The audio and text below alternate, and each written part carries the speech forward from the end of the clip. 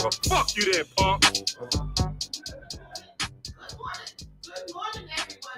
Good morning. Welcome to Saucy and Friends in the morning. I mean, I pressed the wrong button now. Woke up and chose violence this morning. Good morning. It is I, Miss Tony. I'm going to be holding it down this morning. Saucy had a little emergency that she needs to go take care of, so she may or may not be coming into the show later. But it's me and Rockstone Tris, Saucy and Friends this morning. It is April 2nd. What a nice day outside. Yesterday was April Fool's Day. Did anybody see any April Fool's jokes besides It started off looking at April Fool's, and by the time it came out, it was real nice. No, yesterday was a nice day. Was it raining yesterday morning? But yesterday was really nice. I was trying to find April Fool's jokes. I didn't find a lot. I did find one about Dennis Rodman dying. Did you see that? I think the whole USA is a joke right now.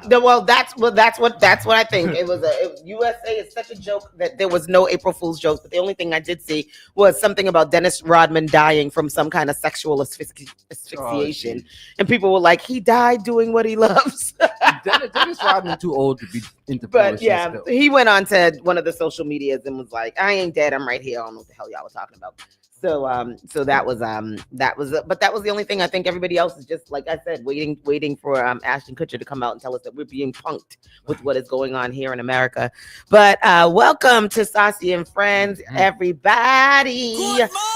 Good morning. I hope everybody's day is going well. I hope you guys are doing good today. I hope you guys are enjoying the sunshine. And it was a little chilly yesterday in the morning, but the sun was shining so bright, and I love the sun. I just felt like driving with my face out of the car like Ace Ventura so that the sun could be on my face. It just feels, good to just see the sun, I think. But anyhow, good morning, everybody. Everybody who's listening, good morning, Evans. Good to see you here. Everybody who's listening, go ahead, just press that share button real quick. Let all your friends know where you hang out in the morning with Saucy and Friends. Today's weather is supposed to be, I think we're going to be, it's going to be a slow climb into the good weather. So today is going to be partly cloudy, 47 degrees, a low of 37. There's only a 1% chance of precipitation. The sunshine and clouds mixed, high 47 Fahrenheit. Winds east-northeast at 10 to 15 miles per hour. So it should be a pretty mild day. And I like that. But the sun is out, big and bright. Sun is out, buns out. Sun's out, buns out, guns out. We'll keep them buns in because, I'm tired. You know what I'm tired of? BBLs, but that's a whole nother situation. That's a whole nother topic. Oh my God. I hate those things. It looks awful. I saw somebody say that yesterday. BBL, keep it. If she has BBL, you're gonna keep it. He said, hell yeah, gonna make money off of that. How? I saw a young boy. He had to be maybe about 13. Yeah. And he said, clearly he's from, I would say Brooklyn, maybe Flatbush. He was like, yeah, shorty got a BBL, hell yeah, because that means the BBL costs about 15 grand and she can make about 4,000 a month on OnlyFans and more. So in about 7 months, she haven't paid. Oh, he said, what you pay for your girl to have a BBL? He said, hell yeah. Because on OnlyFans, she gonna make that back, double that back quick. In about 7 months, I'm gonna have my 15 grand back. Because but if everybody on OnlyFans has a BBL, how you making any money? What you doing different? So I'm saying, so that sounded like pimping your. If your girl got OnlyFans, you gonna encourage her to do the OnlyFans so she can pay you back for the BBL. And you know what I think? Yeah, right. First of all, and then what's worse is that I feel like there's a lot of these young girls that are going out and getting these BBLs and things, and it's like you haven't even settled into your body yet, and you done bought yourself a whole new body. So what's your body gonna look like when it settles? It's not gonna look nice. No, not gonna look like Erykah Badu. Exactly. Y'all better listen to K Michelle because she was right. K Michelle, Cardi B, all them people who got those things said that they regret it. Yeah, she doesn't. She like being in public. She doesn't. I think that Cardi's body's nice. Cardi's body nice. Anyhow, we all in entertainment and someplace else. But anyways, we're gonna get into the local news. We do have an interview for you, Lily. How was your evening? Huh? How was your evening? My evening was good. I didn't do anything. I went and I picked up Noah from school. We went and we found some dinner and we went home. Buying food is a lot. of money. Yes, I need to go to the grocery store and start cooking, but you know what I need to do? I need to buy a new set of pots, and I'm gonna do that with my income tax return. I'm gonna buy myself a new good set of pots. Tell my mother to keep you when she go to Goodwill, bring you some pots back. No, man, I want a good, nice set of pots. You know, like in my last relationship, I had the nicest set of Wolfgang pots, right? Mm-hmm. And when we broke up, I had to go to his house to go get my pots. Mm-hmm. What did he do with all my pot covers? Who does that? Why you mean throw them away? Yeah. Wow. I ain't no pot covers. I got all my pots, no pot covers. So I'm like, come on, that's not But cool. You need the covers. You need the covers to cover the pots so you can cook. He said, I don't need the covers. No, I think that was spiteful and deceitful is what he did there. But anyhow, my pot cover's gone. So I need to buy myself a good set of pots because I like to cook.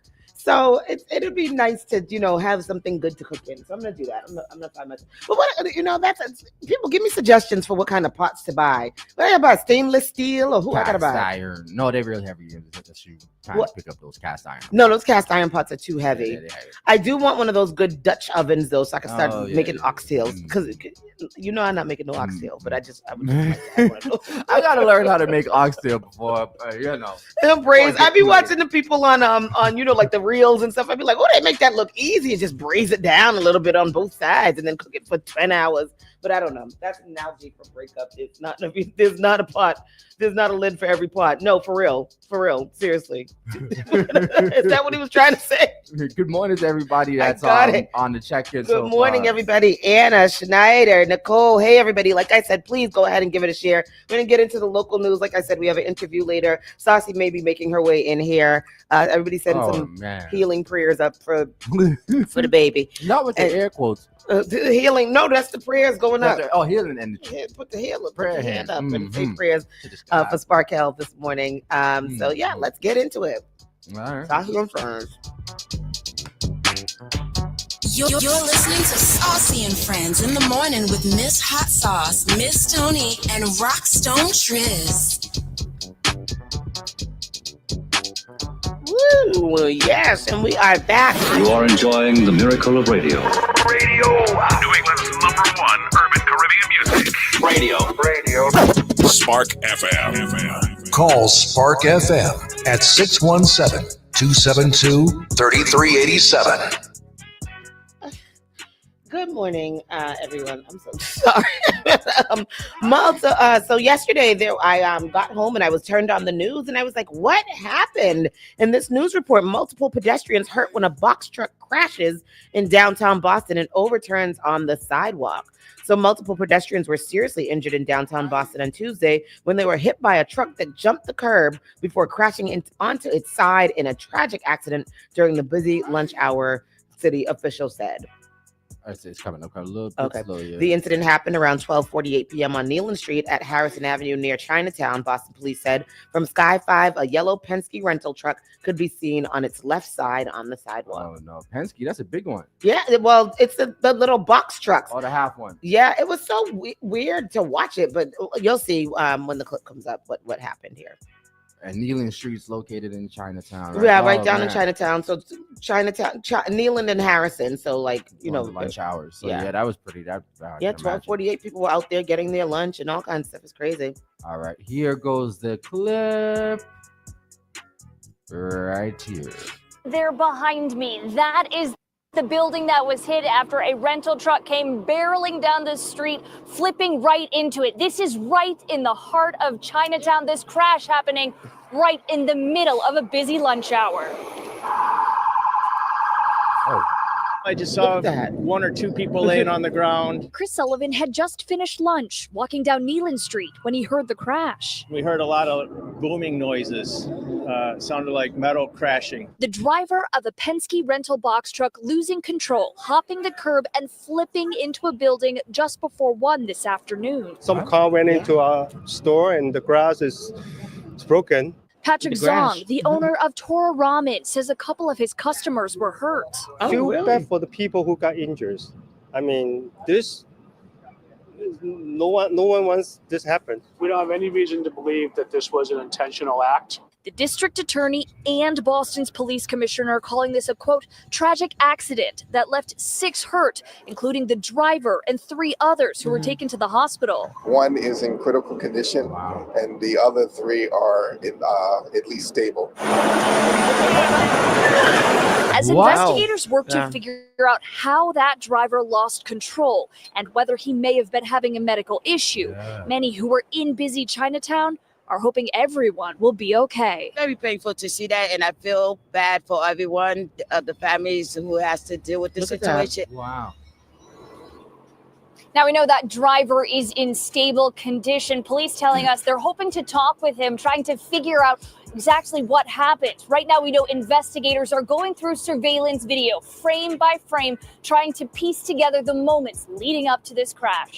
Yeah, they said that the way that the truck became wedged between like the pole and the whatever, the pole basically stopped the truck, which I think is crazy because like the pole stopped the truck.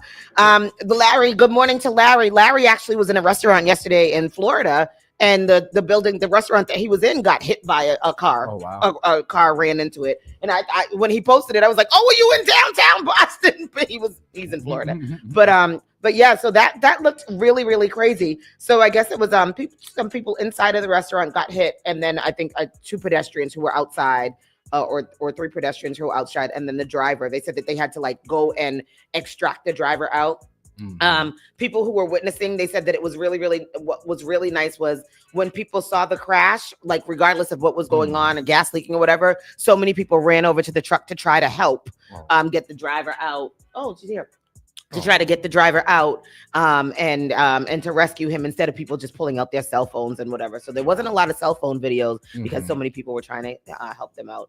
They don't know how fast. I don't know how fast the truck was going. They didn't say that in any of the reports. Like he had to have a medical. Yeah, something had to happen. A woman that was sitting in her car that they were interviewing on Channel 7 said that she was just sitting in her car waiting for her parents, and she said she saw the car coming down, the truck coming down the street. And then all of a sudden he like swerved to try to avoid somebody else and then kind of lost balance and ended up on like 2 wheels and then flipped over like that. Those trucks after, if you turn a certain way quickly too. Yeah. The box trucks. So anyhow, Larry, are you in Pensacola? I don't know. No, Larry was down at Soca weekend. I just want to say, ain't Pensacola in Florida? Pensacola is in Florida, but Larry went down there for the Soca weekend, Soca invasion weekend. I didn't even know that was going on. Nobody don't never tell me nothing. Larry, why you didn't tell nobody nothing? Anyhow, that's that. What else do we have going on? Trump cuts $106 million in mass K-12 school funding. Wow. The state says they're after Massachusetts, huh? Hi, you okay? I told somebody that we gotta be careful with this administration. They're messing up the Department of Justice. He said, I don't gotta do it. My child is all right. Department of Justice, Department of Education, every department. So $106 million. President Donald Trump's administration is terminating $106 million in funding for Massachusetts K-12 schools in a move that Governor Maura Healey's administration calls illegal. According to the state, notice of the end of the Federal Education Stabilization Fund was provided by the U.S. Department of Education at 5:03 p.m. on Friday. The Healey administration said that it was told in February that the state would have a year to spend the funds. This action is jeopardizing mental health care and math tutoring for our students. I know because in the state of the city, remember Mayor Wu was announcing about the extra math help that we're going to be getting for these kids, as well as projects that are already underway. Governor Healey says the Trump. Okay, and ensure that the air in our school buildings is clean. Go ahead. News here. Governor Healey says the Trump administration has moved to terminate $106 million in funding for K-12 education in Massachusetts. The governor says that grant money is funding projects that are already underway in school districts across the state that are addressing post-pandemic learning loss. We're working to learn more about the cuts and get a comment from the White House. We'll bring you more when we get. Yeah. Oh, this action is jeopardizing all these people. They said the Trump administration pretends to champion education by claiming it wants to empower states but in reality, it is actively sabotaging states' ability to support our most vulnerable students, said House Speaker Ron Mariano. Canceling funds that schools have already built into their budgets is reckless and shows a blatant disregard for the needs of our students in schools. The Healy administration said the national impact of the funds closure is more than $2 billion across 41 states. Affected districts in Massachusetts, so they have a list of that. Boston public schools Boston schools are missing out on $3,468,659. That's the largest impact. Oh no, Everett school. Oh my gosh. What a shame. Springfield is losing out $47 million, excuse me. $47 million is being cut. Over $47 million from Springfield, $15 million from New Bedford. Good morning. We have somebody on the line. Good morning. Caller, you're live. This is who America voted for? Is this who America voted for? This is America's king. This is America's king that they voted for. Understand this, and I want people to pay attention. He's taking away the education. Next thing is no education, they'd be placed in the military, so now they'd be going to war. Yep. This is who they voted for? And then they're going to be recruiting all of our young people to go to war for them. Or if not going to war, then it's going to be slavery. But what's the difference? Well, we're going to war. Russia just called back. Vladimir just asked about 150,000 troops to band up, basically. For American troops to go help Russia? No, Russia. Russia's getting their military together. Oh, well, yeah. So all of these are public school districts that were affected, and then there's 2 non-public schools: the Mater Della Rosa Catholic School in Holyoke and St. Stanislaus School in Chicopee will also be affected by this budget cut. Oh, they're gunning for Massachusetts. They said they was going to bring hell to Massachusetts, and they're bringing it. Students, union leaders, officials rally to support detained tough students. There is power in solidarity. Mayor Michelle Wu and Attorney General Andrea Campbell joined speakers at Tuesday's rally in support of the detained tough student Rumeysa Ozturk.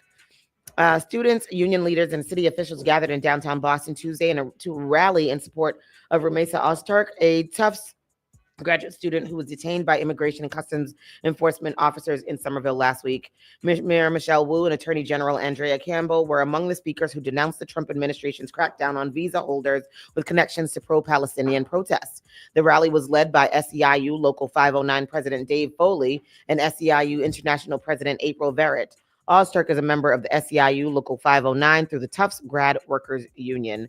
We worked tirelessly to put this together on short notice with the sole purpose of demanding the freedom of Rumeysa, who's in detention right now illegally, Foley told Boston.com. This is a travesty that is happening.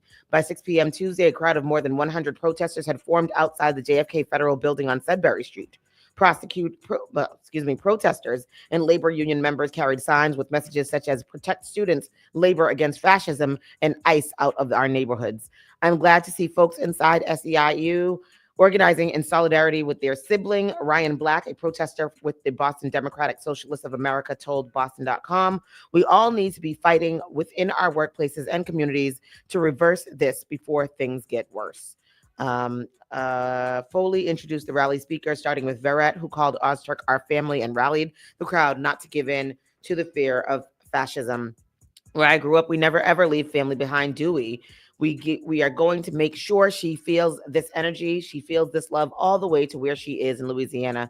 In between speakers, Foley thanked several city officials who attended, including city councilors from Boston and Somerville. He shouted out to many unions and labor groups in attendance, including the Boston Teachers Union, Massachusetts Teachers Union, Local 26, United Auto Workers, and the Greater Boston Labor Council, among others. I have some audio here. Oh, go ahead, please. Was in support of Rumeysa Ozturk. I want to show you the flyer that's been passed around campus. Here it is. The action is being organized by students and the Coalition for Palestinian Liberation. The protests and rally are in response to this video, which shows the moment that Ozturk, a grad student, was detained by ICE after walking out of her Somerville apartment. Homeland Security has until 5 o'clock this evening to respond to the complaint on behalf of that grad student. A judge has put her deportation on hold for now. Federal authorities say Ozturk engaged in activity supporting Hamas. Yesterday, the governor spoke out about this situation.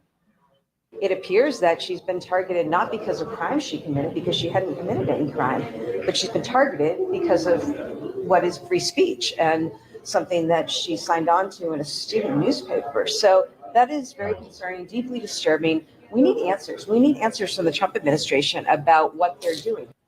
You ain't got no You're not answer. going to get that. Well, I tell you, did you hear about the El Salvadorian hairdresser guy? With the tattoo? Yeah, the tattoo? Yeah. They talked a lot about him. That was, we've talked about him. They still have him detained, right? They said they can't bring him back because he's already in El Salvador, which is being led by a self-proclaimed dictator who is pretty much saying that he got to stay there because y'all shouldn't have sent him here in the I know, first because place. that El Salvador, that guy from El Salvador, when they landed the planes, he was like, "Oops, too late," wasn't he? Didn't he? Yeah, tweet that? like he's like, no, y'all sent him here. I'm keep him here. I know he's innocent. He shouldn't have been here, but that's all. That's not my fault. It's a damn mess. Mhm. A masked man accused of embezzling over $300K from a family member. There's a lot of scams that be happening in Massachusetts, huh? A Chelmsford man was arraigned on Monday on charges he embezzled more than $300,000 from an elderly family member, authorities announced. Eric Borghetti, 51, pleaded not guilty to 5 counts of embezzlement by a fiduciary. The Middlesex County District Attorney's Office said in a statement. Prosecutors alleged that in September of 2019, Borghetti was living with the elderly woman at her Chelmsford home when a fire destroyed the house and injured the victim. Shortly afterwards, she allegedly appointed Borghetti to serve as her fiduciary, acting in her best interest with a durable power of attorney. The language of the DPOA did not authorize Mr. Borghetti to receive compensation or gifts in connection with his duty under the DPOA, the DA's office said. Give me a little synopsis. What is this story? This one? The elderly woman's house burned down. Uh-huh. She appointed him as her gave him power of attorney. Yeah. Durable power Yeah. of attorney. And he took advantage of that and started taking her money. Oh, Took hell. over 300,000. Over Damn, 300K. that ain't right. Shortly after the appointment, Borghetti allegedly added himself to the victim's bank account. Prosecutors alleged that after the woman's insurance company deposited $175,000 and $750, however you say that, to her account, Borghetti used transfers, deposits, and withdrawals to embezzle the woman's money from 4 different accounts, including one single alleged withdrawal of $84,000. He's accused of embezzling $328,000 and $500. Jeez, bad, bro. Before his family member realized that he was allegedly doing, reported it. This case illustrates one of the most common forms of elder abuse, the financial exploitation by a trusted family member. While these violations of trust may not initially be suspected among family members, this case shows the importance of acting quickly if you are concerned. Here, this defendant seized an opportunity following a large insurance settlement and was able to embezzle a huge amount of money in a matter of a few months. That is awful. And now they're going to tell you that he has to pay it back. But he ain't got no money. Because what are they going to say? Terrible. That's awful. That's so mean. What to know about the anti-Trump protest that's planned for April 5th. So April 5th this weekend. April 5th this weekend on the Boston Commons. Thousands are expected to attend the Hands Off March and rally on Saturday in downtown Boston. Hundreds of people have flocked to Boston in recent months to protest against the policies and actions of President Donald Trump's second administration. On Saturday, thousands more are expected to descend on Boston Common for a large-scale demonstration against the administration and Elon Musk's involvement in the executive branch. I laughed because it just seems like this is a movie. It seems stupid. It seems like what is the idiocracy? Yeah. It seems like we're living through idiocracy. I haven't even watched the movie yet, but I know that that's what we're living through. We're living through absolute, utter foolishness. It's so foolish, but it just seems like, and what is the protesting and all of that? Like, I appreciate people want to come out and say stuff, but what are we gonna do? Because don't we need to have an insurrection? Yeah, because Donald Trump and his people legitimately don't care. They don't care. So the protesting, to others, be like, oh, they're protesting. Maybe we should do something. But to them, they're like, you ingrates should protest because that's all you should be doing is outside waving flags because you can't get no job. You can't do nothing. We hate you guys anyways. Like it's one of those things where there's nothing Right. And what is the protesting Yeah. in Boston going to do? Shouldn't we have a march on Washington? I agree. Or something like that? Like that. Those are the things like come on now. We're not I feel like we're not doing it right. So Yeah. anyhow, Yeah. the April 5th event is part of a plan of day of action with hands-off anti-Trump protest plan nationwide. Okay, that's nice. Is there one in Washington? But that's what I'm saying. Why are we I don't even think we should be protesting in Washington.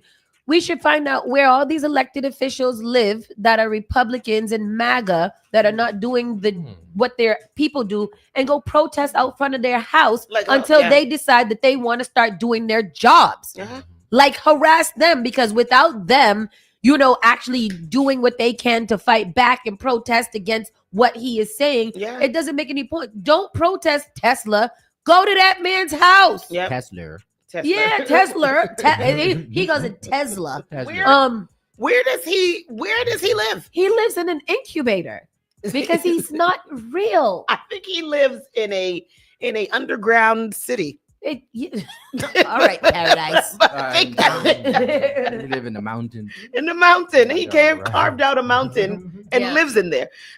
So the April 5th event is planned. It's organized as Saturday as a peaceful mass activation in defiance of the Trump-Musk billionaire takeover and the Republican assault on our freedoms and communities. This is an all-in moment for the pro-worker movement, pro-constitutional rule of law, order, and pro-democracy, organizers said. According to organizers, more than 5,000 people have already RSVP'd for Saturday's hands-off rally and march in Boston, with buses expected to bring people from across the state and New Hampshire.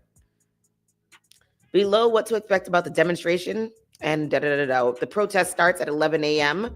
With a kickoff speaker, Chrissy Lynch, president of the Massachusetts AFL-CIO. I have no idea what that is. That's going to happen at the Parkman Bandstand in the Boston Common at 11 a.m.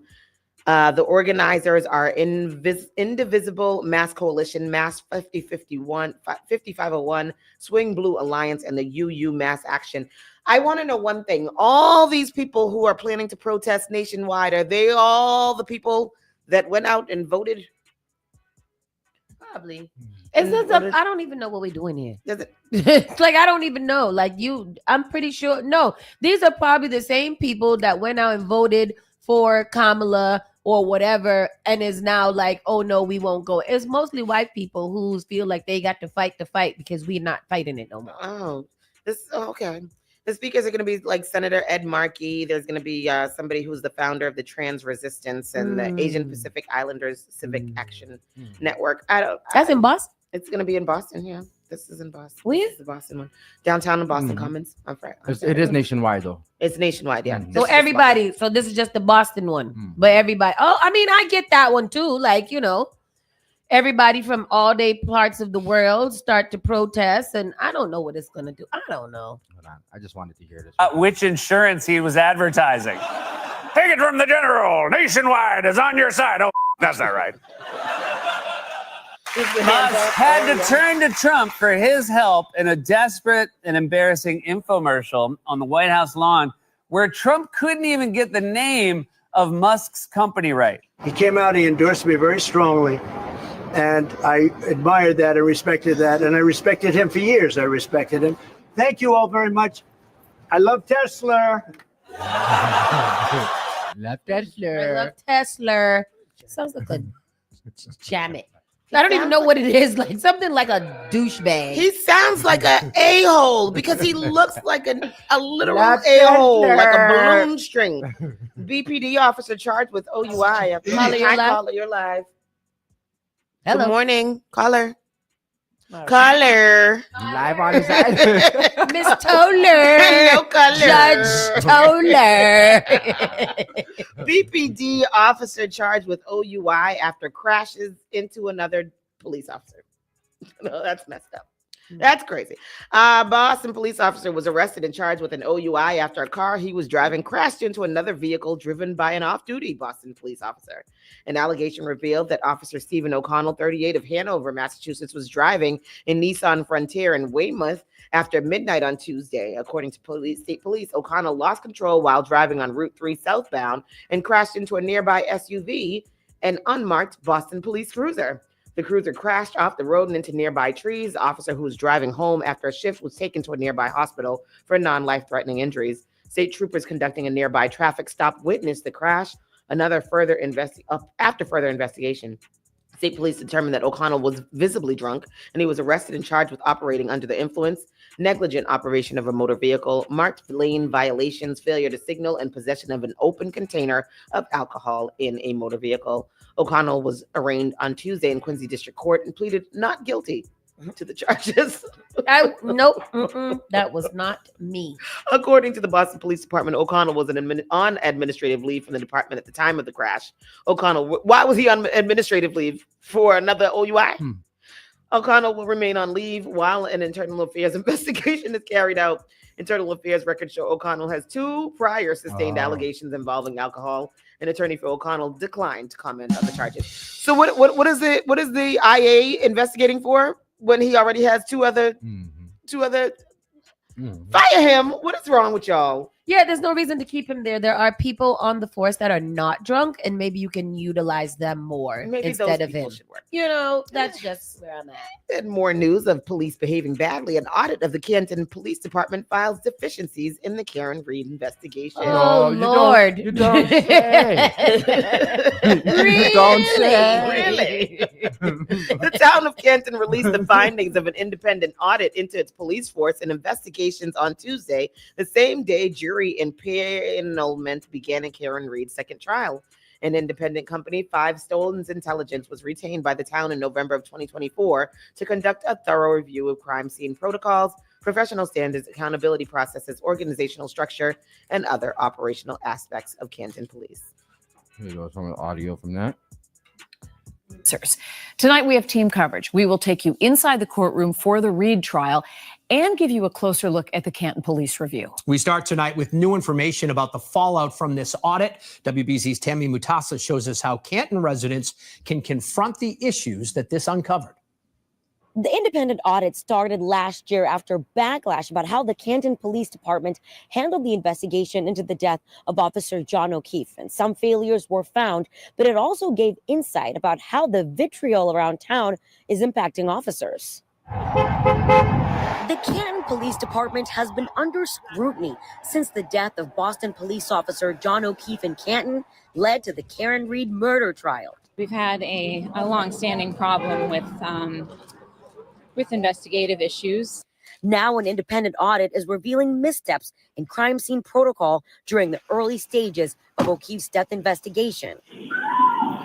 For example, the audit found the first responding officers should have photographed O'Keefe's body at the crime scene at 34 Fairview in its original location before it was taken away by ambulance. Stop that Auditors right there. also noted that police They didn't take pictures of the man's body prior to moving him. I thought that was the first thing you do. You get your camera and take all the pictures of where the body is and everything surrounding it. I thought that was the very first thing that you're supposed to do. Isn't that tampering with the body? Yes. I learned that That's in the OJ crazy. case. Yes. I didn't know that. Didn't do interviews with all critical witnesses like Jennifer McCabe at police headquarters where they could be recorded. The report also says state police and Canton police should have stayed at the 34 Fairview home until a secondary search by crime scene units. If you haven't been trained, if you haven't had that experience, you figure it out on the fly and you don't always get it right, to be frank.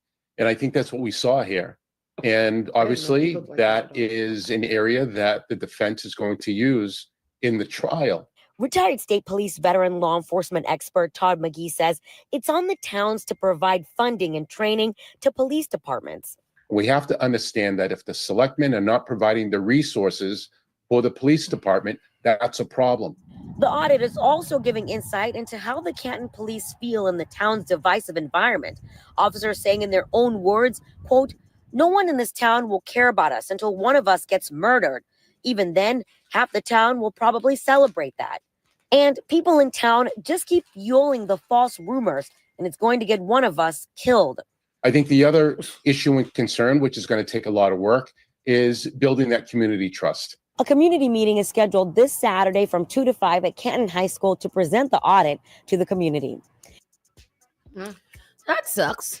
It does suck. This whole thing just sucks. And I just think that it all sucks. And that with all of these discrepancies and all of this foolishness that has gone on in this case, we should probably move to a mistrial. Absolutely. I think there's way too much confusion around everything, and everybody's lying, and it's nothing's gonna happen. Well, not a mistrial. She should just, because that was the first time. No, this should be a mistrial this time. This second one. Wasn't the first one is mistrial? Because this is why we're here again, right? Oh, I thought that was Yes. hung jury. Yeah, so she should just be found not guilty. Yeah, mistrial again. That. Do it again. What'd he say? Yeah. Mm-hmm. LaWanda said they effed up this case 100%. It is. None of the facts are facts in this case. Yeah, you can't even figure out what the facts are from Nope. what the facts are. The Yep. evidence wasn't taken into account from the beginning. Yep. So the evidence is literally not good to use. It's It's not been good tampered evidence. with. Yeah. It like all of it. Everybody's been lying. Things don't make any sense. Videos have been tampered. People like it doesn't. This is all Yeah. very, very, very, very silly. It is. Anyhow. Yeah. We gotta take a pause for the cause. We got two. It's a theater day. It's the film and theater day. We'll be talking to two different organizations about their contributions to the film and theater. We have Crowns, which is a play coming up. Crowns coming up in a couple of weeks. And we're going to be talking to the cast of that. And then we also have Tonya, who will be coming in. She has been nominated for about 15 Grammys, has about 8 of them. Wow. Works in broadcast and is now branched off to do independent film. And she has been nominated for film festivals. So we're going to talk to her so you guys can support her. And all of you guys that love cinematography and all that other stuff can get your fix. We're going to take a pause for the cause, reset the show, and then we'll be right back. Spark FM Online. You're listening to Saucy and Friends in the morning with Miss Hot Sauce, Miss Tony, and Rockstone Triz. What is this, Doctor? This is Well, Spark of New England, Spark FM. Bringing the heat back to the airwaves. Turn us up. All right, let's take a look. Each and every Saturday night from 6 to 9 p.m. inside the Avenue, where you bring the drinks and we bring the vibe. My name is Gary Banton alongside my co-host Big Trini right here in SparkFMOnline.com, the #1 place for soca, hip-hop, R&B, and more. Each and every Saturdays from 6 to 9 p.m. It's the Avenue. Boston, Moonbox Productions proudly presents Crowns, a powerful and jubilant musical mixing gospel, jazz, and a little bit of hip-hop. Hats take center stage with an uplifting story exploring Black history, identity, and the power of sisterhood through the eyes of a young Black woman. It's a celebration of self-expression, tradition, and of course, fabulous hats. Get ready to clap your hands and tap your feet because these ladies have serious attitude. Don't miss Crowns. Opening April 11th through May 4th at the Arrow Street Arts in Cambridge. Tickets are just $55 at arrowstreetarts.org. And for flexible pricing, check out Pay What You Wish option at the box office. Crowns. April 11th through May 4th. Come for the hats, stay for the celebration. We all make choices about alcohol. Kids make choices whether to drink or not. Bye, Dad. Remember, I'm going to Alex's party tonight and sleeping over. Hey, remind me about that party again? And adults make choices whether to talk about it. That's true of parents and every other trusted adult in a kid's life. Kids want to know our expectations, and they want honest answers in everyday conversations. So talk with your kids and help lead them on a positive path, because when you talk, they hear you. Learn more at underagedrinking.samhsa.gov. Praise the Lord, City of Boston. This is Brother Chris right here on Spark FM. Come on, sing it! Bringing you Sunday morning worship each and every Sunday morning, 6 to 10 a.m. Let's get our praise on.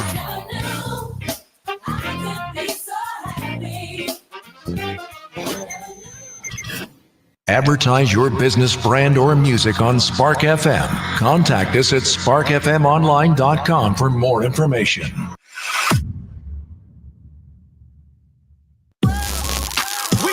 Boston's new home for urban Caribbean music. Spark FM. Spark FM. Playing all your favorite hits from reggae. Spark FM. If you no mess with the way you are gonna see a million.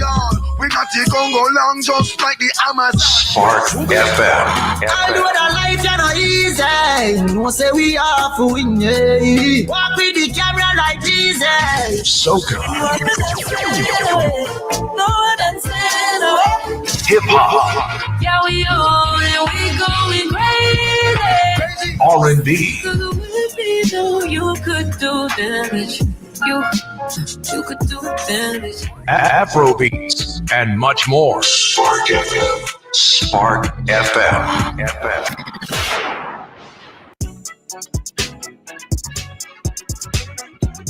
You're listening to Saucy and Friends in the morning with Miss Hot Sauce, Miss Tony, and Rockstone Triz. And good morning. Welcome back. Well, welcome to me, because I think I just started speaking and I didn't say good morning to you guys. So mind my manners. Good morning, Spark FM, Spark Nation. Thank you guys for accepting me here on this show today. And thank you, Rockstone Triz and Miss Tony, for holding us down. We'll get into the story about While I Was Late a little bit later. However, today we have a very, very, very special person in the building. We're excited to have her out because we're all here on Spark FM in the morning. Between me, Tony, and Tristan with our movies and our recommendations and the series that we watch all the time. You would think that that's all we do with our lives. That's all I would like to do with my life. We've bought you guys real movie, short film producers, creators, organizers. We love the theater here. Yeah. And we love you. So welcome, Tanya. How are you? I'm doing good. Thank you so much for having me. The energy is just amazing in this room. I love it. I don't need coffee. I just need this. You just need us. That's it. Come visit anytime. So Tonya, just tell us a little bit about, and is your name pronounced Tonya or Tonya? Tonya. Tonya. Yes. That's how I like to pronounce it, but I'm like, maybe it's just not that. Yeah. But yes, tell us a little bit about you and just what you do. Yeah, I am the Chief Operating Officer for Hull Bay Productions. This is a production company that my husband and I launched over 10 years ago. We have 3 films, and we have 2 new projects in development. It's a small production company, but I don't say that we're small. We're only small in size, but not in impact. Yeah. And our mission and the stories that we tell and the things that the projects and stuff that we like to do, we want to inform, impact, and inspire. Yeah. So that's really the basis of the work that my husband Greg and I do. And I am a filmmaker at heart. I spent 25 years in television news here in Boston at WGBH. And you're still there? I am there part-time. I'm back, yes, helping in the new renovation, if you will, of Basic Black called GBH News Rooted. And with Paris Alston, who is just a rock star. She's a rock star. So yeah, we're revamping the show. It actually launches on television next week, April 8th at 7:30. So tune in. Definitely will. But back to you, because this is exciting. What made you decide to get into film production and then just like you do production? Like, why? Yeah. My grandmother was a huge influence on me. She took me to theaters and to movie theaters and to actual theaters. She introduced me to content and history. She loved musicals. I remember watching the Stormy Weather with her, I don't know how many times, and, growing up with admiration for all of these wonderful Black storytellers. But it was in 1973 when my family and I all sat down in front of the CBS television and watched Roots, which is the unprecedented, highest rated show that has ever run on television. And it really impacted me at that young age, but I always wanted to tell stories. Yeah. I used to write stories as a kid. I was always involved in some kind of storytelling, and that's really what my passion is. And so that's why we launched Hull Bay Productions, and which brings me to the story that I am now telling of my own. So yes. So Do You Remember Me is your latest project and a film that you have been nominated for awards and accepted into film festivals. Tell us a little bit about this project. Do You Remember Me is my true story based on being raped by 4 football players when I was 18 years old back in 1987 in college. I was a freshman in college. This individual, Dale, was my friend. We were both athletes. I did play basketball. I know I'm little, but I had game. And still got it. And hands, yeah. So we were both athletes, and most of the athletes, it was a Division I school, University of Miami in Florida. And so we all hung out. It was kind of like the community of athletes. So this friend turned into a monster and took something that was, it broke me.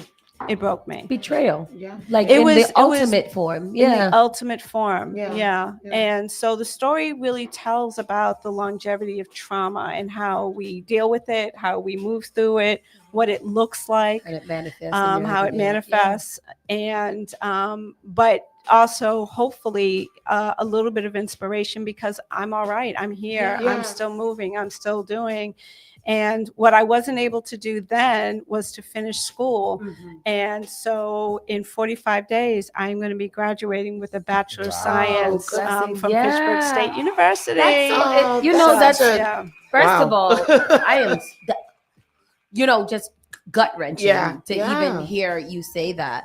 I'm intrigued by the process that you went through to make this film. The trauma that you had to relive, like just the, what is it called? The trauma of just reliving that situation over again, and probably more times than like how was that for you with making and writing, directing this film to have to go through that?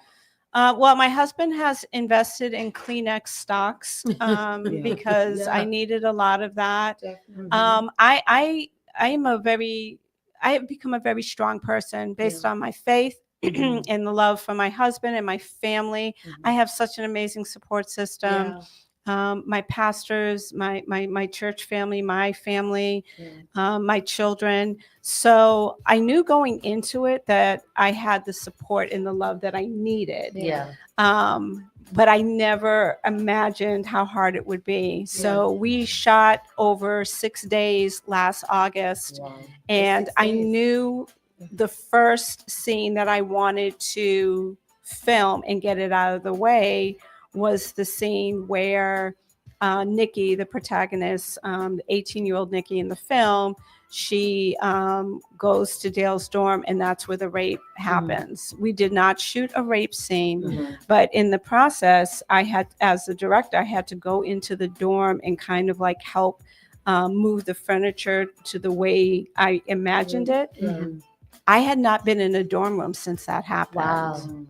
And that hit me like a Mack truck. And that took, and I had encouraged my crew. I said, whatever happens with me, don't stop. Because I trusted them. They trusted me, and I knew that I would need my space and my ability to kind of go through things. And so they didn't stop. They're like, we got this. And they set everything up. And there were a lot of those moments in production, even in the editing process, having to look at the story. I can't tell you how many times I had to look at this film until it was complete. Right. And there's still a scene at the end of the film that I can't watch. I will like step away or close my eyes or something. Was there anything in doing this project and completing it that maybe was healing for you? Absolutely. Okay. Absolutely. I didn't know how to like really ask that question, because I was like, while you're going through this, you're actually reliving it, you're, processing it, like how did that help you personally to direct it? I took my power back. Love it. I took my power back. It's my story. I told it the way I wanted to tell it. I did it the way I wanted to do it, and that's part of my power back.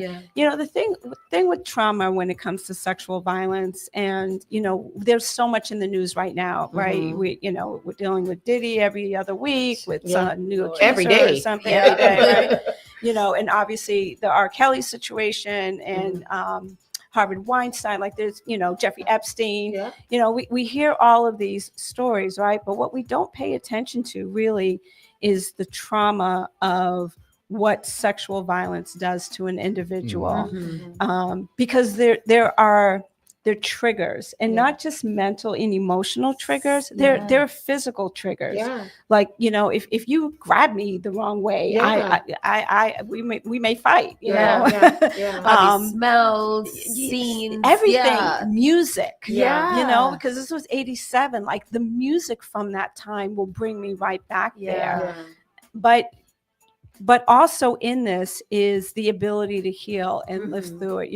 People come up to me and they're like, I'm so proud of you. I'm so this. And that feels like really weird to me because, I'm not, this shouldn't have happened to me, period. Right. So, me taking my power back to tell my story. Okay, great. You can commend me for that. But it's still there. It's never going to go away. But my ability to compartmentalize it and put it where it needs to be at certain times is something that I've learned to do. That's what made you want to tell the story. Yeah. I think it was absolutely the influence of Professor Rochelle Dermer, who was my first writing professor when I went back to school in the fall of 2022. And she had this assignment called A Hero's Journey. And I said, well, damn. It sounds like me. I feel like it's time, and when I wrote it and when she said it and when she read it and she had tears and we read in front of the class and everyone had tears, and I knew that, okay, all right, it's okay for me to do this because I'm getting the support and it's being received in the intent that I want it to be. So I commend you, and I think it's so awesome that you recognize that you are the hero in your own story. And you were able to write about yourself. Love that. As the hero. That's ultimate healing. Thank you. I wanted to know how long it took you to come to terms of the actual sexual assault. I haven't.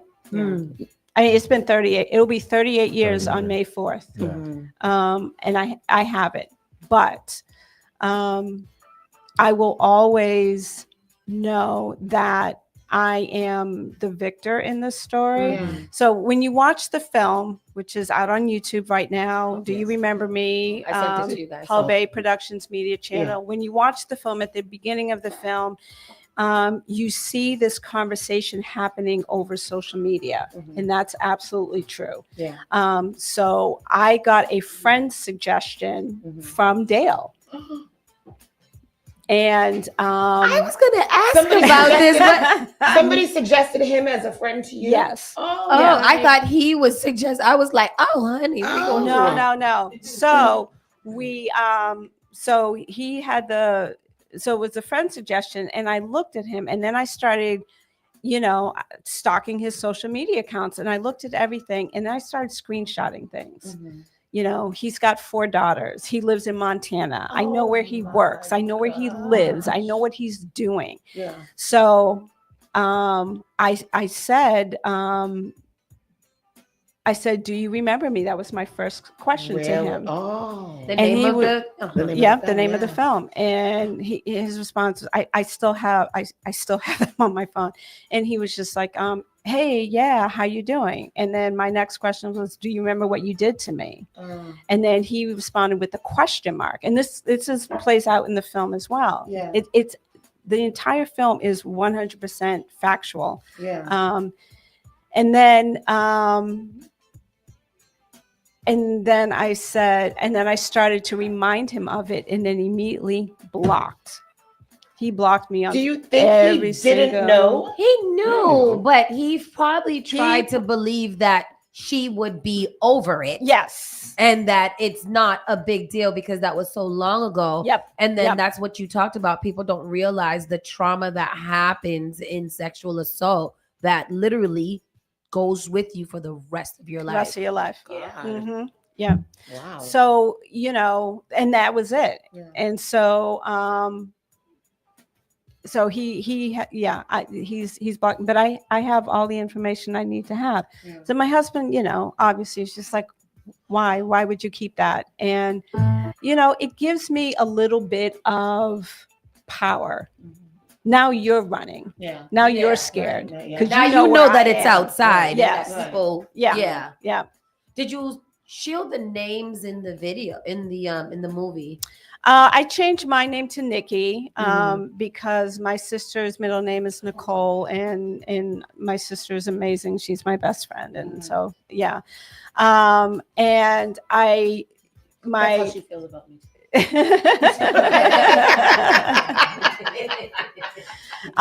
And my stepfather, who's an attorney, he said, you know what? I want to protect you. I know how much you want to say his real name. His real name is Dale Dawkins. I use Dale Hawkins in the film. Yeah. So I'm trying to bring up the trailer. I'm right so now. Okay, so here, hold on one second. Taking back your power. Yeah. In this. Talking your mic. Huh? Yeah. Yeah. No, I said I'm so happy for her taking back her power in this, like using his name. That is your name. Yeah. And you know what you did. Yeah. Right. And you should Yeah. know. Yeah. And people should know. Yeah. We're gonna take a little pause. We're gonna play the trailer of the film, and then it's not. It Audio's coming up. Hold on one second. No, I think this is it. Oh, Yeah. here we go. Yeah. We're gonna play the trailer for the movie just so that you guys can see it. Tell us where it's gonna be played, where we can see it, how we can support you while we bring this up. yeah, we the film is now out on YouTube. So if you Google, search rather, do you remember me, and Hull Bay Productions Media Channel? That's our YouTube channel. It's right there. And I decided upon releasing this, it's a 20-minute film, so please watch it. It really has a great message to it, and you are supporting me by watching it. But we're going to use this as what is called a proof of concept. Yeah. So we're going to make a feature-length film of Oh, this. wow. And so Good, yeah. anyone out there who knows Halle Berry's 606 film production company, please hit me up. Anyone knows Octavia Butler's film production company, and of course, if you have Oprah Cell, hit me up. Because I want to do something bigger with this, and I think the true story of Nikki's exactly Nikki's trajectory, how she got from that 18-year-old who was broken. I was broken. I was broken physically. I had injuries that lasted for years that didn't heal. And did you have a relationship with the person before this happened? We were friends. We were friends. Really that was my guy. I mean, Wonder dropped in here that 1 in 5 women are sexually assaulted on college campuses. And then there was another very interesting question, but let's play the trailer first, and then we'll end with those 2 comment questions.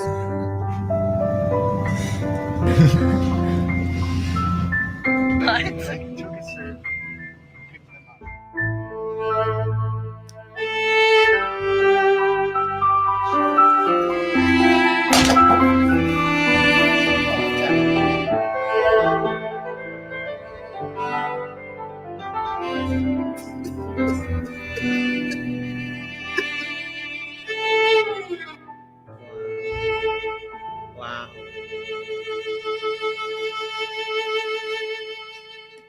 Even the trailer was when I was watching it. I think when you send it to me, because I thought that was like, oh, it's a short one. I watched it and I was just like, it leaves so much to wonder. Yeah, like I now need to go and watch the film because I want to see the dynamic between these 2 people and what happened. And I'm just, constantly thinking about it, like imagining being you and watching my amazing production and my hard work and my talent and my skill go through this, and still understanding that this is actually my story that I am telling. So Like, really I commend you. and really, really sad at the same time. Yeah. So I had a question in here, and this doesn't necessarily relate to the film, but it does. In this culture surrounding, is the culture surrounding aggravated assault or rape better or worse than it was 25 years ago? With social media, my feeling is that we minimize it by saying boys will be boys, Yes. or praising female teachers who, touch students and whatever. How do you feel like the times have changed since like before then the Me Too movement, and now where we are now? I think we're better. I think that what we don't pay enough attention to is the healing of the victim. Yeah. That, it's great that we are bringing to light some of these monsters out here, and they are monsters. They are predators. And I think that that's great. In 1987, we didn't have social media. We didn't have a Me Too movement. We didn't have everything. The question that I unfortunately get asked all the time is like, well, why didn't you report it? And, I challenge anyone to be in my shoes and tell me what they would do when you have 4 huge football players essentially beating the mess out of you, violating you in ways that you had never, ever experienced before, just tearing you limb from limb. And when I was thrown out of that apartment, then threw you out. And then I just started running. We talk about adrenaline, and I still remember that feeling. Yeah. It was something else was, taking over me. And the security guard stopped me and knew what happened, brought me to the hospital. And this is all in the film as well. 2 of the worst police officers ever existed. I don't even want you to tell me that, because that's making me upset. Yeah. Well, when you watch the film, you'll be upset. Hold on 1 second. Caller, you're live. Hey, good morning. I have a question. When did you realize you gained your strength back from everything that you went through? Because a lot of women go through trauma and don't find that strength to talk about it, or even let alone make a movie about it. So when did you find your strength at? Good question. I think I found my strength when my relationship with God became stronger. Okay. I hated God. Oh. I hated God. Because how could he let something like this happen to me? How could you let something happen? What did I do to deserve this? And that was like maybe the first. And thank you for that question. That was like I drank every day for 30 years. Wow. I drank every single day for 30 years. Self-medicate. Self-medicate. I didn't want to feel. Yeah. I didn't want to feel. I didn't want anything to rattle me. And I was a happy person when I drank, right? Yeah. I've been sober, thank God, now going up on 8 years, and I'll never touch the bottle again. But it was my husband, and it was really allowing God to reveal my purpose in all of this. Yeah. I don't think I'll ever be healed. Yeah. I don't think that the trauma is ever going to go away. Yeah. I don't think that the PTSD is ever going to go away. You'll see at the end of the film how, Nikki kind of manages that PTSD, and I still do that to this day. It doesn't go away, but you have to trust that the journey is bigger than you. Yeah. Why I'm here is bigger than me. I can, I don't know.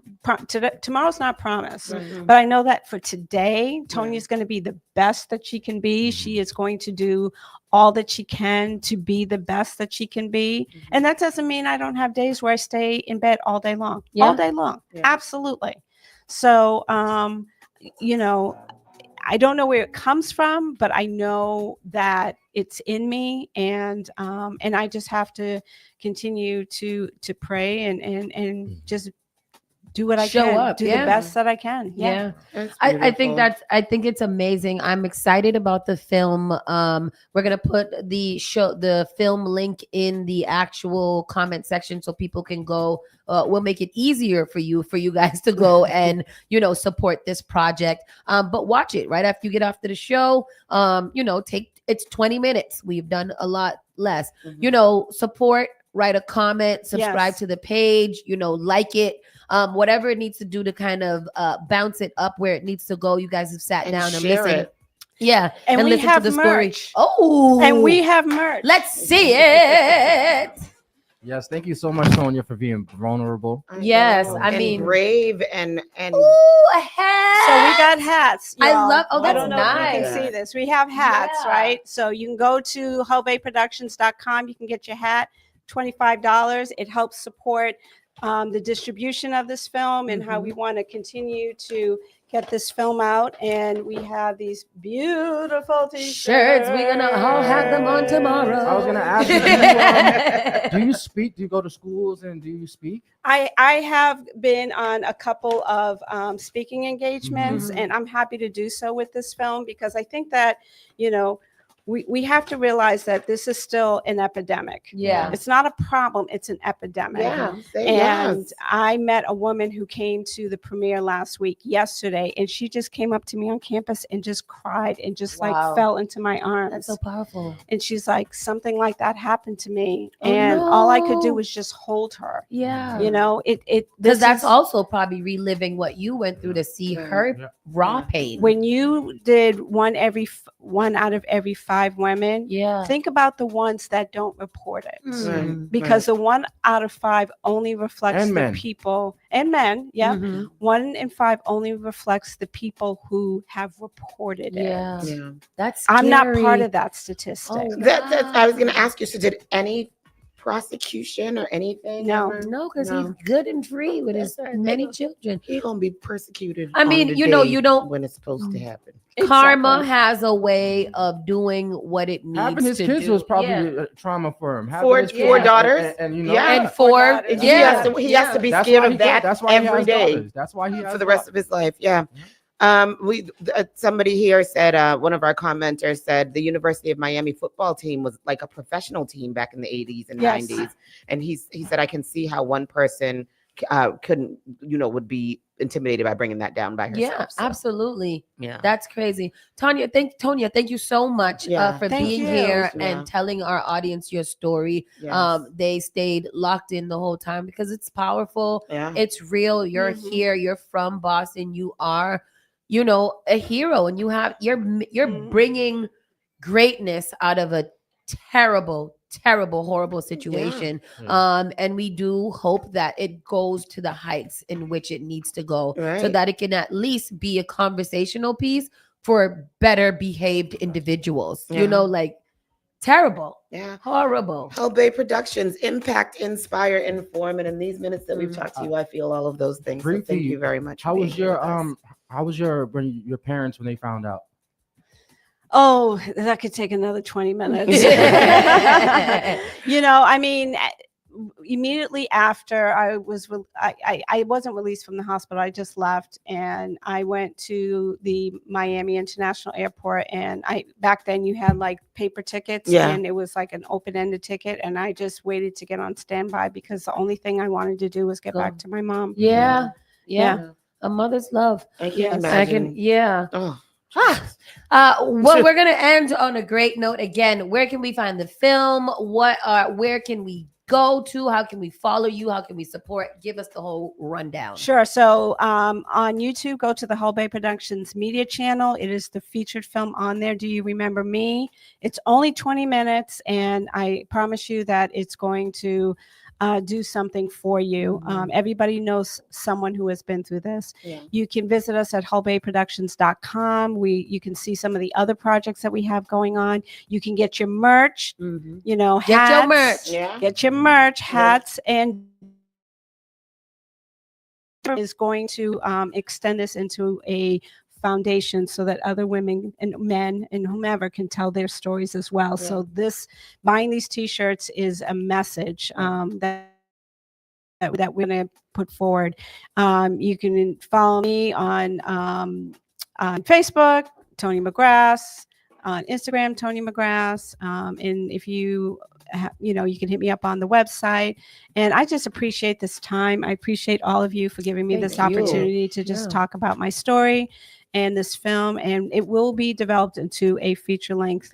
So stay tuned for that. I'll be back. I also want to give a Whenever. big shout out to your husband, Greg. Yeah. Oh, Because gosh, the way you yes. speak about him is beautiful, Yes, and yes. it takes a hell of a man to be in that position. And so I'm so glad that, Yeah, that you guys found God each other. sent him to Shout me. out Yes, to him. absolutely. Yes, absolutely. I love that. Thank you. We got to slide to the side. We got to pay some bills a little bit over our time, but we'll be right back with you. Tonya, we'll see you soon. All her information is in the comment section. Keep it locked right here, Spark FM. Thank you. Thank you. You're listening to Saucy and Friends in the morning with Miss Hot Sauce, Miss Tony, and Rockstone Triz. What is this, Doctor? This is Spark FM. Bringing the heat back to the airwaves. Turn us up. All right, let's take a look. Each and every Saturday night from 6 to 9 p.m. inside the Avenue, where you bring the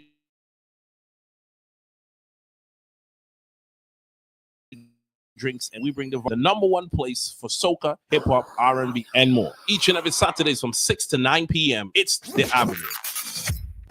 Boston, Moonbox Productions proudly present Crowns, a powerful and jubilant musical mixing gospel, jazz, and a little bit of hip-hop. Hats take center stage with an uplifting story exploring Black history, identity, and the power of sisterhood through the eyes of a young Black woman. It's a celebration of self-expression, tradition, and of course, fabulous hats. Get ready to clap your hands and tap your feet because ththese ladies have serious attitude. Don't miss Crowns. Opening April 11th through May 4th at the Arrow Street Arts in Cambridge. Tickets are just $55 at arrowstreetarts.org. And for flexible pricing, check out Pay What You Wish option at the box office. Crowns. April 11th through May 4th. Come for the hats, stay for the celebration. We all make choices about alcohol. Kids make choices whether to drink or not. Bye, Dad. Remember, I'm going to Alex's party tonight and sleeping over. Hey, remind me about that party again? And adults make choices whether to talk about it. That's true of parents and every other trusted adult in a kid's life. Kids want to know our expectations, and they want honest answers in everyday conversations. So talk with your kids and help lead them on a positive path, because when you talk, they hear you. Learn more at underagedrinking.samhsa.gov. Praise the Lord, City of Boston. This is Brother Chris right here on Spark FM. Come on, sing it! Bringing you Sunday morning worship each and every Sunday morning, 6 to 10 a.m. Let's get our praise on.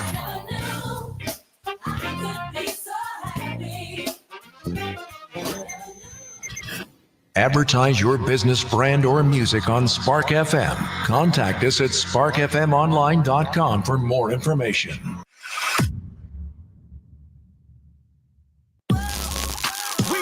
Boston's new home for urban Caribbean music. Spark FM. Spark FM. Playing all your favorite hits from reggae. Spark FM. If you no mess with the way you are gonna see a million. We got the Congo long just like the Amazon. Spark FM. I know that life is not easy. No say we are for winning. Walk with the camera like Jesus. Soca. Hip hop. Yeah, we going crazy. R&B. You could do damage. You could do damage. Afrobeats and much more. Spark FM. Spark FM.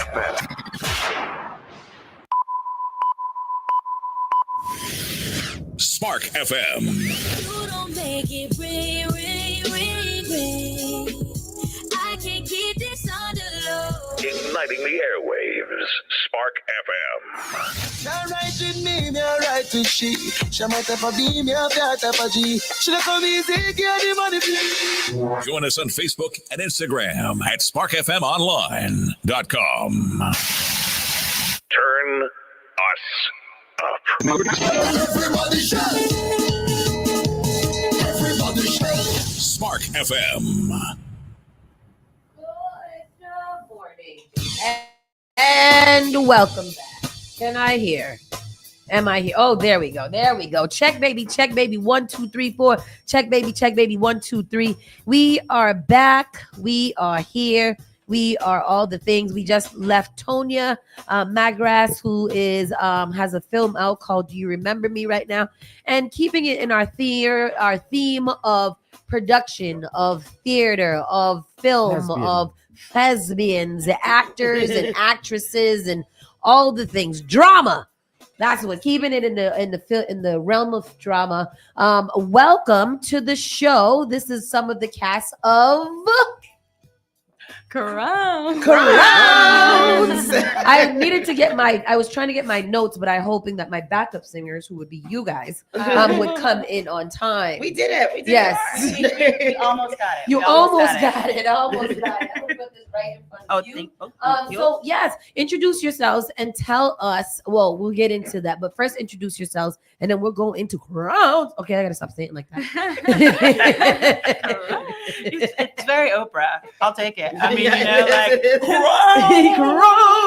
You get a crown. You get a crown. Well, you get a hat. You get a hat. And you get a hat. But there are crowns. Oh, true.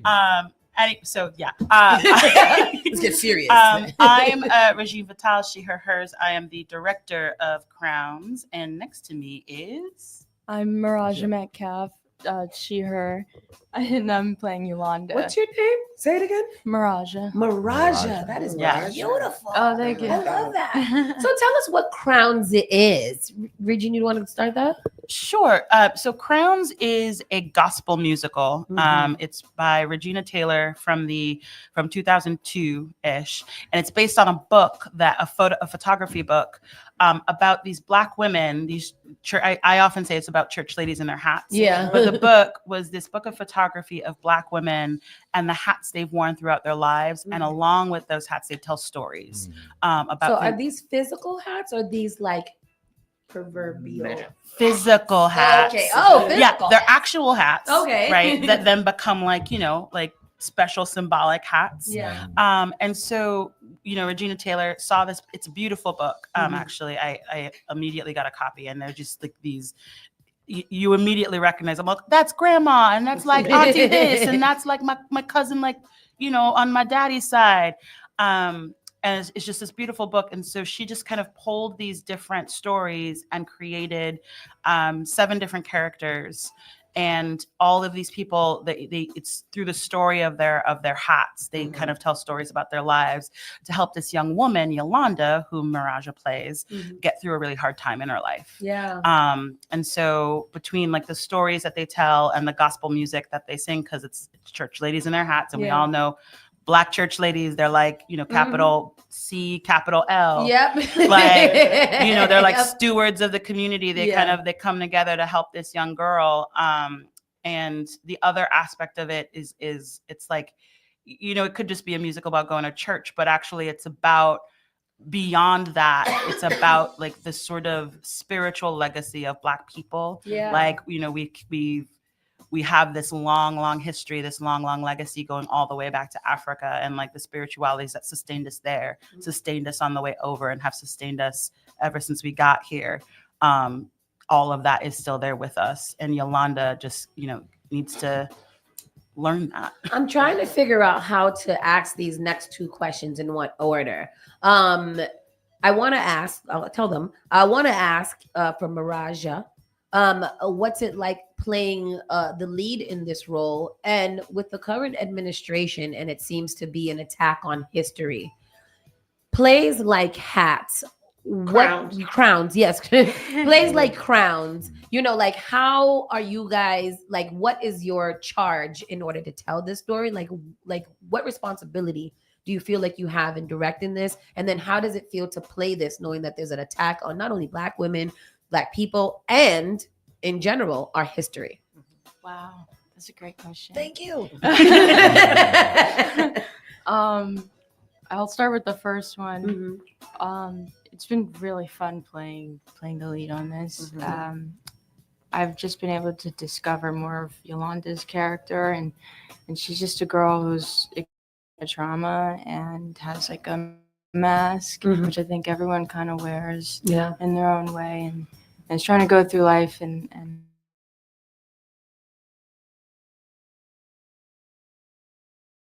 there for her, like emotionally, but there for her spiritually, and then historically. And it's really cool how everything connects. And, what you said too about how you're just able to see your aunt or your cousin, or that's my mom right there. That's my grandma. You see all of them in one room.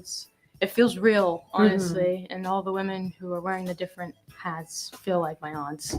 So But yeah, it's been exciting. I'm excited to go up and When does it actually start?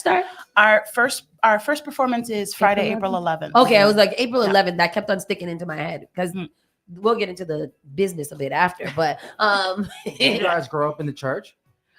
So yes and no. For me, it's funny when I took on the piece, I was like, me and church have had a complicated relationship for a very long time. I am not a church person. I'm not a religious person. But the thing that I just immediately saw in my head, it was like, you get this play, it's called Crowns. It's about church ladies in their hats. And growing up, I had Bible study with Jehovah's Witnesses. I went to Catholic school. Oh, Lord. But, I went to like a Haitian Baptist church that was the services were all in French. Yeah. Oh, wow. And so I just was kind of like, I don't know. But the thing that it's always stuck in my head. I remember when I was like 6 years old, I went to visit my grandmother. She's since passed, but I went to visit my grandmother in Canada. She lived in Montreal. And it was like one of the first Sundays we were there. She took us to church, me and my younger sister. She was about 4 at the time. And this memory has always been in my mind, clear as day. My sister was not having it because it was too early on a Sunday morning and she was surrounded by strangers. And so she was crying her head off. And my grandmother took her to the back of the church so she wouldn't be disruptive and left me in the front pew in front of the band with this woman in this huge white hat. I don't remember her face. I don't even remember her name, but I remember a woman wearing white and a white hat, and like the other women who were in the bench with me wearing hats and the band playing. And I had the time of my life. And that's like one of the few true great memories I have about church, because the service was also in French, so I wouldn't have understood a damn thing. Yep, that's it. That's the hat. Same hat. I looked at the book Crowns: Portraits of Black Women in Church Hats, and it says a book about women who would rather go to church naked than hatless. Yep. It's like you got to put something on your head. The notion that you'd go up there and like not have something on your head. And like, it's really lovely to listen to these women talk about it. Cause I mean, I think there's we asked the politics of it. There's a lot about, what does it mean to look respectability politics and properness and all of that stuff that Black people have a particular relationship to because of the way this country has always sort of looked at Black people and labeled Black people. But there's also just the very real, Black women in all their majesty, right? Like they took all their roles. Exactly. They took something that could have been confining. Like you don't look right. You're not properly attired to be out. And they just took that and actually I'm gonna make it mine and I'm gonna look damn good and you're just gonna have to deal with it. Absolutely. I always wanted to get into the hats thing.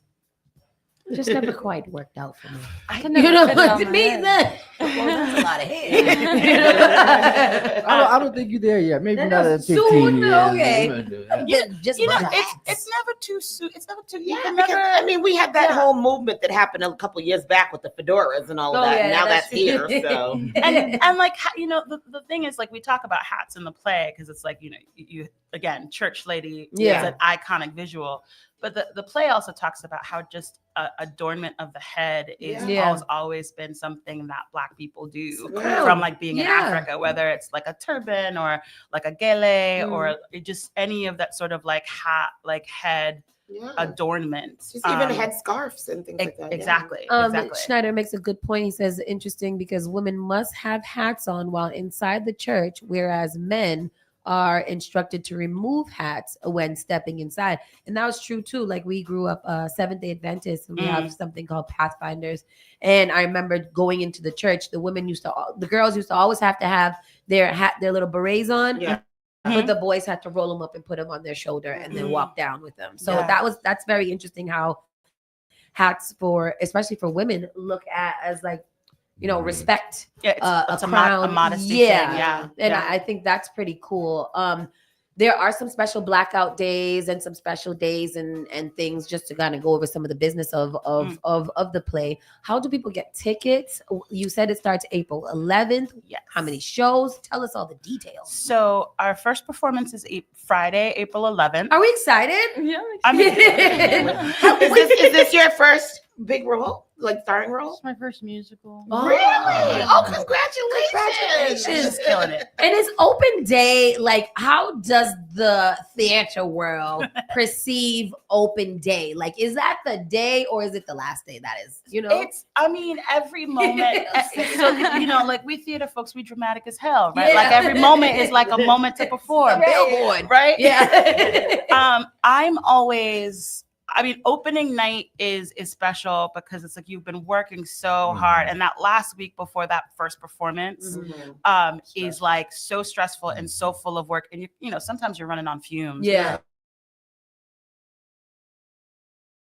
Like, does the thing work? Yeah. Like, does the The thing proof that of yeah, concept. Yeah. Exactly. The thing Yeah. I spent the last couple of weeks with these people working on is it a real thing? And so that's its own excitement. And then the thing about closing is like, you've been working so hard for a period of time, Stressed out and you're like, what do you mean it's over? I have to do other things with my time? It's sad.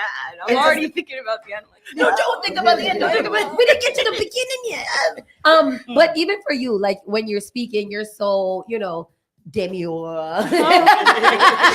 And and quiet and whatever. But in order to do gospel, you got to really belt out. Are you a singer? She's like, girl, save it for the show. Thankfully, my character actually doesn't have to be a gospel singer. Oh, really? Oh, you love that. I lucked out. I would have gave myself a few songs. I sing. She gets but okay, yeah. I'm probably the only character that's different from like everyone. Yeah, else because in you're the church. kind of watching I rap them in it. help you. Yeah, Oh, yeah. There's some, I beatbox. Yeah.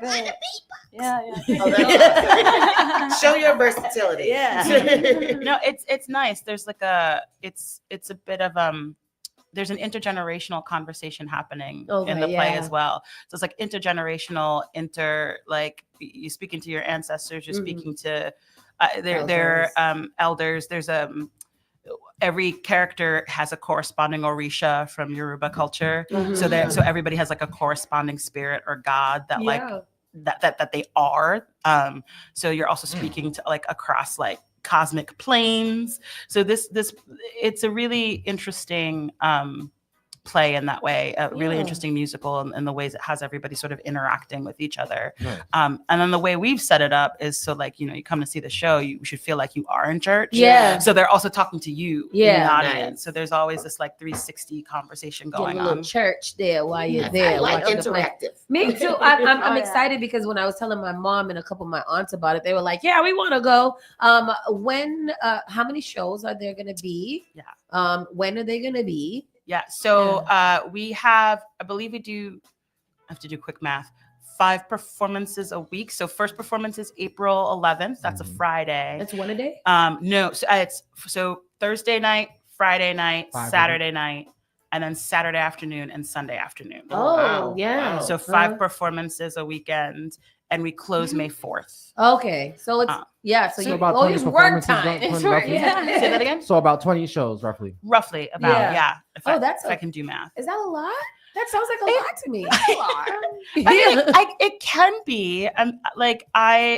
I don't know anymore. At this point, this is what I do. I mean, so this is why I think it doesn't even bother me. Like years ago, I did a show we were doing 3 plays in rep. Mhm. And so we'd start on a Wednesday and like do 1, 2, 3, Wednesday, Thursday, Friday, all 3 on Saturday, and then do 2 on Sunday. Oh. So and we did that for a month. Yeah. Oh. And ever since then, I've just been like, what do you mean it's only 15 performances? What? Like I don't have to come in Wednesday all day? That's light work. That's so cool because if you're not in the industry, you don't really necessarily think about those types of things and the workload that people do have to have, and the bandwidth that you have to make sure that it's a lot. do it. And we're on the lesser end. I mean, Yeah. there are no theater companies in town that do 8 shows a week, right? Like, so it's, you know, in two on Saturday, 2 on Wednesday. So How long you been doing this? Oh, producing. Do you act too? I do. Okay. I do. So, I mean, I guess, how long have I been doing theater in a professional capacity? Time. What is time? About 11, 12 years now. And I did a lot when I was a kid, and then I, just thought I was like, I'm going to be an adult. And then I was like, do no acting. And then I was like, well, that was stupid because you just ended up doing the acting anyway, and like you don't hate your life. So it took me a while, but I got there. So in terms of like doing it professionally, it's been about 12 years, and I do a little bit. I do some acting, I do some directing, some dramaturgy, and now you I'm should a do producer. comedy. Yeah, because you're funny. And how long you been doing this? Professionally, as of this project, Just like yesterday.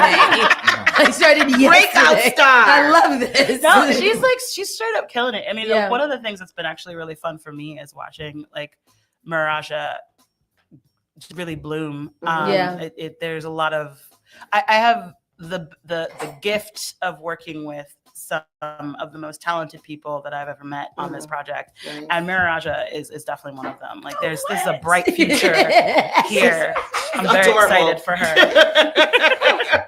You two can stay here all day if you want to. I mean, just Blackout performances on Friday, April 25th at 8 p.m. That is usually a day set aside for Black and brown people to be in community and to experience a safe space. It's safe every time you go because it's amazing. But this is a special kind of fellowship and community showing. And that is going to be on April 25th at 8 p.m. And then Regina has said, Regina, be tuned in. Regina. Okay. Oh, Regina. No, Regina. Oh, sorry. Yeah. I keep forgetting. I think the first day that we met you and Regina came in. I was like, who am I? Oh, yeah. Which one is Regina? But she is giving away tickets, so we'll give away tickets after this because we got to shut down the show entirely soon. No. We've been having too much fun today. Oh, yeah. But yeah, so if you guys are interested in going to the play, we'll be giving away tickets leading up to opening day on Friday. It is great event for you guys to take your family, your friends, your mama, your auntie in them. You know who I don't want to see no play. They love gospel. They can't turn down gospel. church hats. On Easter Sunday too, we have a show on Easter Ooh, Sunday. church hats. So come to praise, be refreshed and renewed in the Lord. That's one of the lines in the play. Come to be refreshed and renewed in the Lord and His rebirth on Easter Sunday. Love it. You had asked a question earlier, and I know we're short on time, but if I may, about what does it feel like to be doing this work in this current political climate? Absolutely.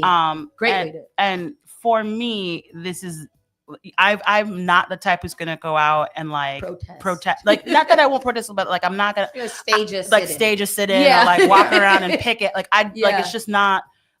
Like, I'll stand there, but I don't know that'll be particularly helpful. No, we won't go. But like for me, I think this is why doing art for me is so important.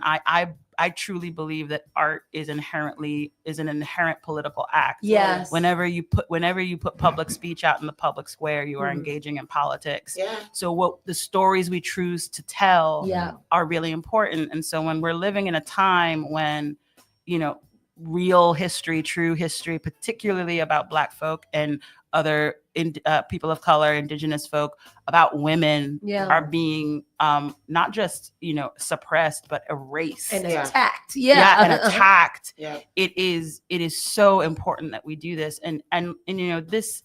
You'll come to this musical and you'll have a good time and it'll be fun. It's uplifting, but to me, the power of seeing 7 Black people on stage, 6 of whom are women. Yeah. Just being glorious and amazing and telling stories about the resilience of Black people. Yep. And how we've been resilient from the jump. Yeah. And how that resilience is the legacy, it's a beautiful legacy we've inherited. And we can trace it all the way back home to Africa. Like that is so important. Yeah. And you with with great responsibility, It's great respect, and I respect you for doing this and putting it together, because I know, like, aside from just political climate, it just is an act of love and passion to even do these kind of things and to dedicate all your time to your craft and really see it unfold. So, I wish you guys the best of luck on this play. I wish every day is a sold out show, and that you get more and more and more roles because of it, and that you continue to just flourish and produce and create and do what you got to do. Because we gonna come to this play. I'm bringing the fam out. Bring the whole family. Even my father's gonna have to go to this one. He'll like it. They'll love it. And make sure. Oh, I didn't say this, but the production is partnering. Moonbox always has a nonprofit partner. Yes. And we're partnering with Rosie's Place on this project. Oh, good. Yeah. So because if by any chance you're sitting in the audience and the collection plate comes round and the spirit so moves you, just know that money's not going to Pastor. It ain't. It's going to Rosie's Place. It's going to the people. Amen. This is what we love to hear. Moonbox Production crowns Regine. So much for visiting us. We'd love to just speak to you guys in general. Come back anytime. Y'all could just come and sit down on the shows. But thank you guys so much for everything. And we'll see you guys tomorrow. We had a couple of little headlines to read. I'm not sure if you guys, we might get into those. But we'll do a quick commercial break, reset, and then we'll come back. Right? April 11th. Thank you guys so much. We'll go to a quick commercial break, and then we'll just read some headlines that you guys should know about, and then we'll end the show about 5 minutes after. Yeah. All right. You are now listening to Spark FM. JP Morgan Chase is making a global commitment to break down barriers to drive inclusive economic growth all over the world. We believe there is a pressing need to help more people move up the economic ladder. That is why we are investing in communities and people to create an economy that works for all, because no community should be left behind. Right here in Boston, we're focusing that work in Dorchester, Roxbury, and Mattapan, among other neighborhoods, on improving financial health. These efforts aim to address the key drivers of the racial wealth divide head-on. We're here to empower individuals, families, and small businesses by connecting them to the tools that build generational wealth and a long-lasting legacy. Chase is investing in Boston. Chase is investing in you. Visit us at the Mattapan branch at 1617 Blue Hill Avenue, where the team is waiting to help. Looking for a meaningful way to engage with your community and make a difference? Volunteer with the Massachusetts Senior Medicare Patrol Program and help prevent Medicare fraud. Visit masmp.org. This project is supported by a grant from the U.S. Administration for Community Living.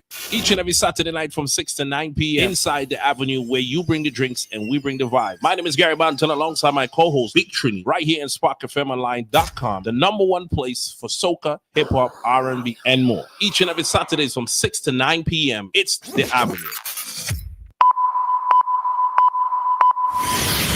Spark FM. I know you nasty. She be touching on her own body. Igniting the airwaves. Spark FM. Says she wanna take me away. Says she wanna take me away.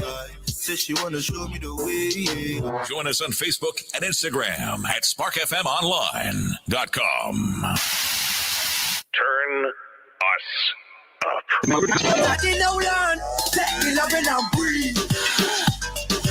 Spark FM.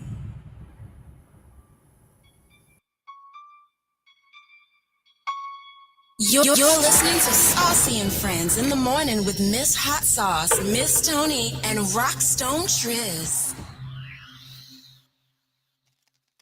Real quick. We'll just go through a couple of headlines that we didn't get to.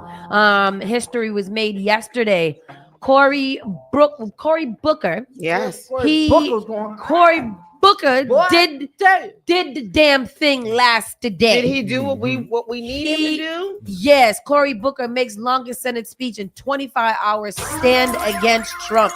U.S. Senator Cory Booker has broken the record for the longest speech ever delivered in the U.S. Senate. The New Jersey Democrat marathon addresses a symbolic protest against President Donald Trump, in which he warned of a grave and urgent moment in American history, ended after 25 hours and 4 minutes.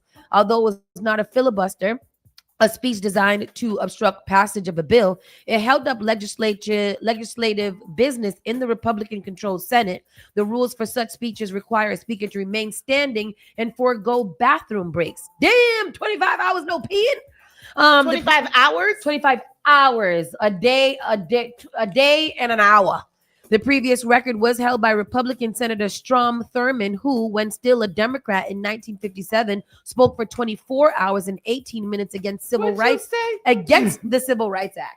What'd you say? You spoke about how long was the speech? 24 hours. 25 hours. No, the one before him the was one 24 before him. hours. He broke the record and went at 25.4. What the hell you got to say for 25 hours? He said it All all. the And it wasn't like he was just talking foolishness. Throughout his speech, play this little bit. Throughout his speech, he just kept on stating the facts.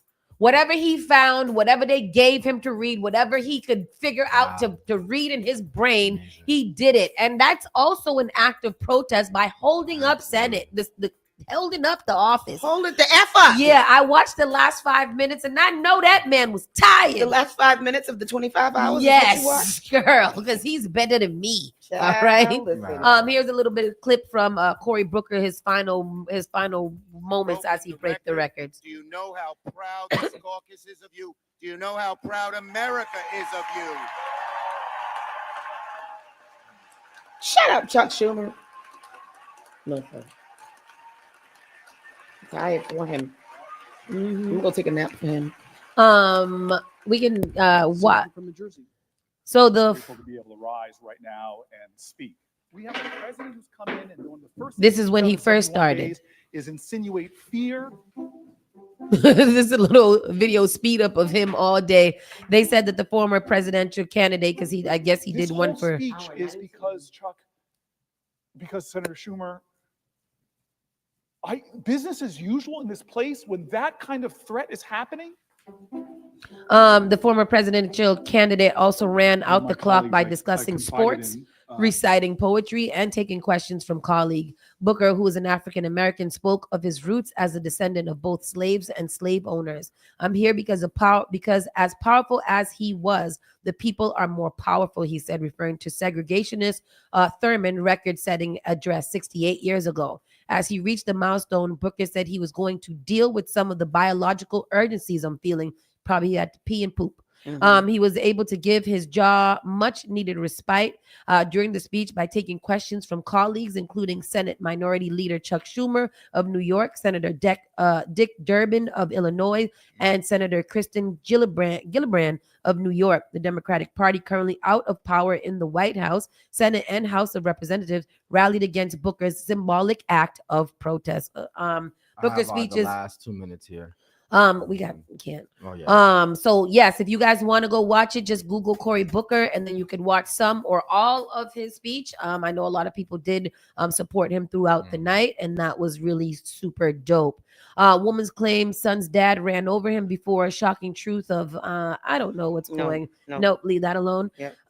Naval Academy removes nearly 400 books from the library in new DEI effort, which is crazy because they really trying to erase history. Yeah. Like in real life. But what the I just don't understand. You're only gonna be there for 4 years. You don't think that whoever's gonna come back after you is just gonna put them back? How do you think that in these 2 months that you are gonna erase years and years and years of history? Like, battle, what is of wrong wars, with you? of everything, because he's not like, and then the people that so support him, you guys need to be checked into a facility. Yeah. Val Kilmer, film star who played Batman and Jim Morrison in what is it, Maverick? He died at 65 years old. Yeah, Val Kilmer. Yeah. He died. I'm not sure exactly what. I didn't get I know he's into been it. sick for quite some time. That's my man. Yeah. With his little fat face. Yeah, he was that- sick though. What was it? Um, Oh wow. It's not That's letting me amazing. get to the story here. That's but Americana right there, but that's classic Americana. The cause was pneumonia, his daughter said. Yeah. He was Mhm. diagnosed with throat cancer in Yeah, there you go, 2014, throat but later cancer. recovered. Yeah. And then Great caught actor. pneumonia. Oh no. Very, very great actor. Yeah.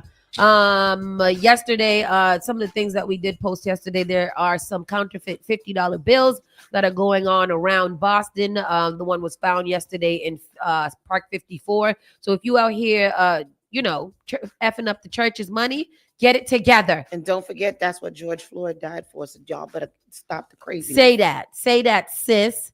A woman. So we've been talking about. Did we talk about a young shooter, a rapper named Young Shooter? No. Young Scooter.